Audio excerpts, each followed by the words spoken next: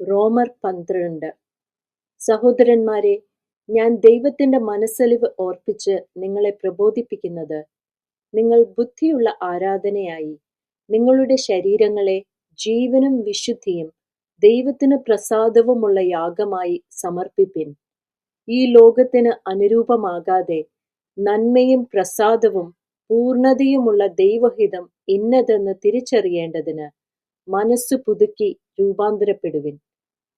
ഭാവിക്കേണ്ടതിന് മീതെ ഭാവിച്ചുയരാതെ ദൈവം അവനവന് വിശ്വാസത്തിന്റെ അളവ് പങ്കിട്ടതുപോലെ സുബോധമാകും വണ്ണം ഭാവിക്കണമെന്ന് ഞാൻ എനിക്ക് ലഭിച്ച കൃപയാൽ നിങ്ങളിൽ ഓരോരുത്തനോടും പറയുന്നു.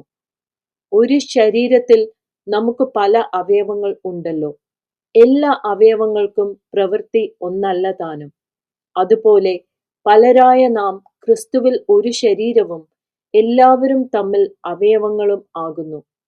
ആകയാൽ നമുക്ക് ലഭിച്ച കൃപയ്ക്ക് ഒത്തവണ്ണം വെവ്വേറെ വരം ഉള്ളതുകൊണ്ട് പ്രവചനമെങ്കിൽ വിശ്വാസത്തിന് ഒത്തവണ്ണം, ശുശ്രൂഷ എങ്കിൽ ശുശ്രൂഷയിൽ, ഉപദേശിക്കുന്നവൻ എങ്കിൽ ഉപദേശത്തിൽ, പ്രബോധിപ്പിക്കുന്നവൻ എങ്കിൽ പ്രബോധനത്തിൽ, ദാനം ചെയ്യുന്നവൻ ഏകാഗ്രതയോടെ, ഭരിക്കുന്നവൻ ഉത്സാഹത്തോടെ, കരുണ ചെയ്യുന്നവൻ പ്രസന്നതയോടെ ആകട്ടെ.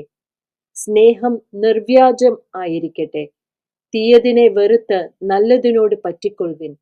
സഹോദര പ്രീതിയിൽ തമ്മിൽ സ്ഥായി പൂണ്ട് ബഹുമാനിക്കുന്നതിൽ അന്യോന്യം മുന്നിട്ടുകൊള്ളുവിൻ. ഉത്സാഹത്തിൽ മടുപ്പില്ലാതെ ആത്മാവിൽ എരിവുള്ളവരായി കർത്താവിനെ സേവിപ്പിൻ. ആശയിൽ സന്തോഷിപ്പിൻ. കഷ്ടതയിൽ സഹിഷ്ണുത കാണിപ്പിൻ. പ്രാർത്ഥനയിൽ ഉറ്റിരിപ്പിൻ. വിശുദ്ധന്മാരുടെ ആവശ്യങ്ങളിൽ കൂട്ടായ്മ കാണിക്കുകയും അതിഥി സൽക്കാരം ആചരിക്കുകയും ചെയ്യുവിൻ. നിങ്ങളെ ഉപദ്രവിക്കുന്നവരെ അനുഗ്രഹിപ്പിൻ. ശപിക്കാതെ അനുഗ്രഹിപ്പിൻ. സന്തോഷിക്കുന്നവരോടുകൂടെ സന്തോഷിക്കുകയും കരയുന്നവരോടുകൂടെ കരയുകയും ചെയ്യുവിൻ. തമ്മിൽ ഐകമത്യമുള്ളവരായി വലിപ്പം ഭാവിക്കാതെ എളിയവരോട് ചേർന്നുകൊള്ളുവിൻ. നിങ്ങളെ തന്നെ ബുദ്ധിമാന്മാർ എന്ന് വിചാരിക്കരുത്. ആർക്കും തിന്മയ്ക്ക് പകരം തിന്മ ചെയ്യാതെ സകല മനുഷ്യരുടെയും മുൻപിൽ യോഗ്യമായത് മുൻകരുതി കഴിയുമെങ്കിൽ നിങ്ങളാൽ ആവോളം സകല മനുഷ്യരോടും സമാധാനമായിരിപ്പിൻ. പ്രിയമുള്ളവരെ, നിങ്ങൾ തന്നെ പ്രതികാരം ചെയ്യാതെ ദൈവകോപത്തിന് ഇടം കൊടുപ്പിൻ. പ്രതികാരം എനിക്കുള്ളത്, ഞാൻ പകരം ചെയ്യും എന്ന് കർത്താവ് അരുളി ചെയ്യുന്നു. എന്നാൽ നിന്റെ ശത്രുവിന് വിശക്കുന്നു എങ്കിൽ അവന് തിന്മാൻ കൊടുക്ക, ദാഹിക്കുന്നു എങ്കിൽ കുടിപ്പാൻ കൊടുക്ക. അങ്ങനെ ചെയ്താൽ നീ അവന്റെ തലമേൽ തീക്കന്നൽ കുന്നിക്കും എന്ന് എഴുതിയിരിക്കുന്നുവല്ലോ.